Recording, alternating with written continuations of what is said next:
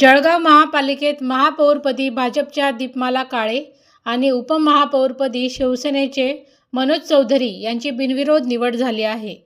पीठासीन अधिकारी म्हणून जिल्हाधिकारी रोहन घुगे यांच्या उपस्थितीत विशेष महासभेत महापौर आणि उपमहापौर निवडीची घोषणा केली.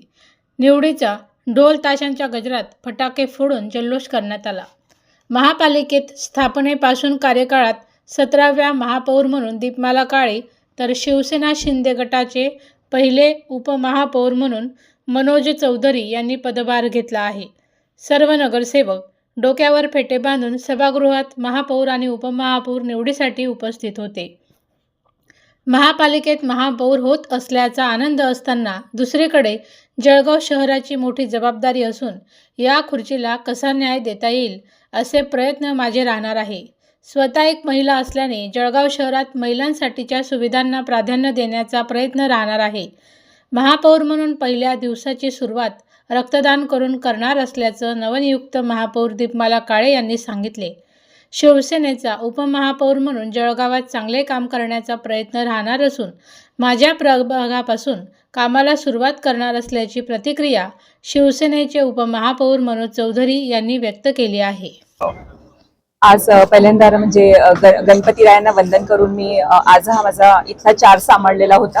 त्यामुळे महाराष्ट्र राज्याचे संकटमोचक आदरणीय नामदार गिरीश भाऊ, शहराचे आमदार राजू मामा, खासदार ॲडव्होकेट निकम साहेब, खासदार स्मिताताई, आमदार मंगेश दादा, खासदार रक्षाताई, नामदार संजयजी सावकारे, आमदार अमोलदादा जावळे, बंडूदादा काळे, महायुतीचे घटक पक्षाचे नामदार गुलाब भाऊ, आमदार किशोरप्पा, आमदार चंद्रकांतजी सोनवणे, आमदार अमोलदादा, आमदार चंद्रकांतजी पाटील, राष्ट्रवादी काँग्रेस पक्षाचे नेते आप्पासाहेब गुलावरावजी देवकर, आमदार अनिलदादा पाटील, माननीय संजय नाना पवार, माजी आमदार मनीषदादा व महायुतीतील सर्व ज्येष्ठ आणि श्रेष्ठ नेत्यांचे व तळागाळातील सर्वसामान्य कार्यकर्त्यांच्या आशीर्वादाने आज माझी जळगाव शहर महापालिका महापौरपदी बिनविरोध निवड झाल्याबद्दल मी सगळ्यांचे मनापासून खूप खूप आभारी आहे.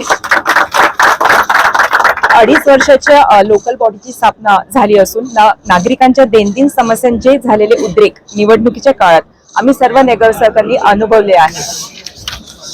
शहरातील मूलभूत सुविधांना एक केंद्र व राज्य शासनाचे विविध योजनांचे 3-13 वाजले असताना ह्या सगळ्या कामांना रुटीनवर आणण्याचे काम मी येत्या काळात करणार आहे.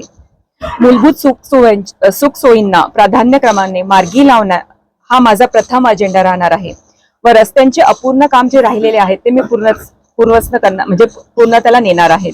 मुख्य रस्त्यांवरील अतिक्रमण, हॉकर झोन वर इमिजिएट कामास मी प्राधान्य देणार आहे. माझी सगळ्या इलेक्ट्रॉनिक आणि प्रिंट मीडिया माध्यमातून सर्व जळगावकरांना मी हे सांगू इच्छिते की कोणीही मला शॉल, श्रीफर किंवा पुष्पगुच्छ घेऊन सत्काराला येऊ नये अथवा मला सत्कारालाही बोलू नये.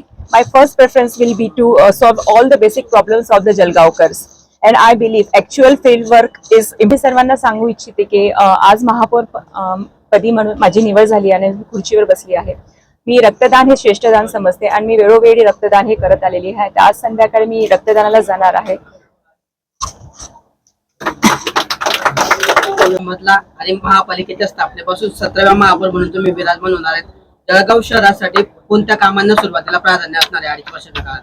मी जसं तुम्हाला आता सांगितलं की जे आपले रस्त्यांचे काम जे अपूर्ण राहिलेले होते आमच्या म्हणजे मागील काळामध्ये ते मी पूर्ण करण्याचे प्रयत्न करणार आहे. आम्ही मामा आहेत आमच्यासोबत, भाजपाचे आमदार गिरीश भाऊ महाजन व आता महायुतीचे आमचे सर्वचे नेते आहेत ते आमचं हे पहिले हे राहणार आहे की जे मागील रस्त्यांचे वगैरे कामास राहिलेले होते ते आम्ही पूर्णतेला नेणार आहोत. महिलांची संख्या खूप मोठी आहे सभागृहामध्ये, महिलांच्या खूप समस्या आहे. आपण जर मूलभूत सुविधेचा विचार केला तर जळगाव शहरामध्ये आतापर्यंत स्वच्छतागृह किंवा महिलांसाठी ठिकठिकाणी प्रसाधनगृह नसल्याची बाब आहे.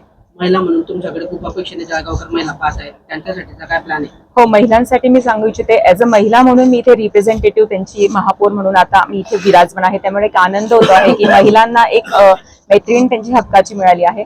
तर खरंच मी त्यांच्यासाठी काहीतरी करू इच्छिते. जे आपले स्वच्छतागृह आहे, मागे आम्ही जेव्हा बॉडीत होतो तेव्हा आम्ही 4-5 प्रोजेक्ट्स ते आणलेले होते. ते स्वच्छतागृहाचे उभारणी करून आम्ही ते इथे जळगावकरांची सुविधा दिलेल्या होत्या.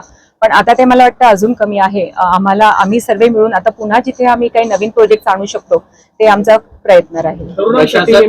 सर्वात आधी मी शिवसेनेतर्फे आपले उपमुख्यमंत्री साहेब अजितदादा पवार यांना श्रद्धांजली अर्पित करतो।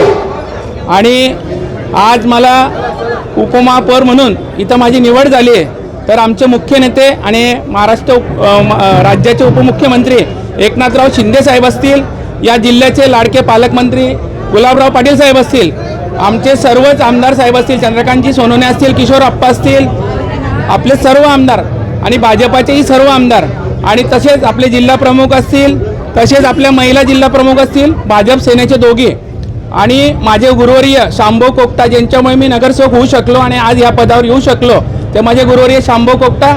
आणि सर्वात महत्त्वाचं म्हणजे जे आपल्या नवीन आलेले सर्व नगरसेवक, ज्यांच्यामुळे मी आज या महापालिकेत उपमहानगर प्रमुख म्हणून उपमहापौर म्हणून निवडून आलो, त्यांचे सर्वांचे आभार मानतो।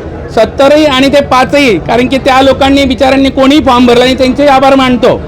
तर आज आम्हाला इथं संधी दिली आहे आपल्या शिवसेनेतर्फे, आणि त्या संधीचं सोनं आम्ही निश्चित करू, आणि जळगाव शहराचा कसा विकास होईल ते आम्ही लवकरात लवकर आमच्या पद्धतीने, पालकमंत्री असतील, आपले शहराचे राजूमामा भोये असतील, त्यांच्याही मदतीमुळे, मामांच्या मदतीमुळे मी उपमहापौर होऊ शकलो, आणि निश्चितच पुढे येणाऱ्या काळात आम्ही चांगल्या पद्धतीने जळगाव शहराचा विकास करू।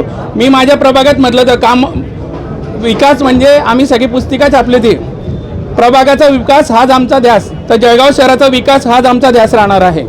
मी असेल, महापौर ताई असतील,